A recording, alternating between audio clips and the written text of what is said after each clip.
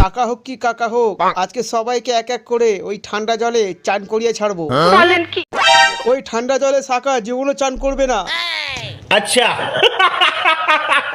তার জন্য আমাকে মরতে হয় তো মরবো, চান করব না।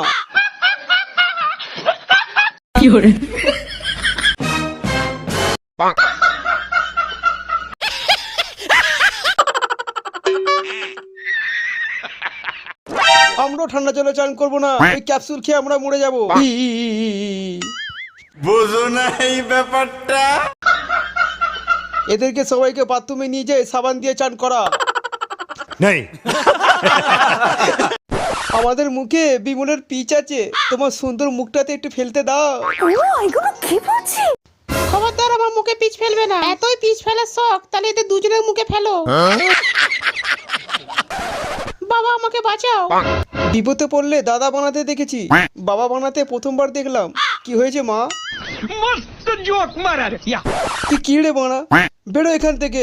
বেরিয়ে তো যাবো, কিন্তু একটা কথা বলতে চাই। দেখো ভগবানও চাই না তো মেয়েটার মুখে তোমরা বিমলের পিচ ফেলো। ঠিক বলেছে। তাই আমি মেয়েটাকে সাথে করে নিয়ে যাচ্ছি। চমা, এই শালা তারা। আমি জানি তুই আজকেও চান করিসনি। শাকা চাইলে এবছরে সংক্রান্তিতে তো চান করবে না, কারণ সংক্রান্তিতে এর থেকে বেশি জল ঠান্ডা থাকে। আরে শাকা, তুই যদি চান না করিস তোর গা দিয়ে গন্ধ বেরোবে রে, কেউ বসবে না। যদি বা তোর কাছে কেউ এসে বসে তোর গায়ের গন্ধ শুনে পালাবে।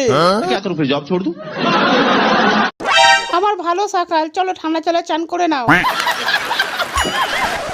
তোর যদি ঠান্ডা জলে চান করতে হয় যে কর, সকাল করবে না, কথাটা মনে রাখি।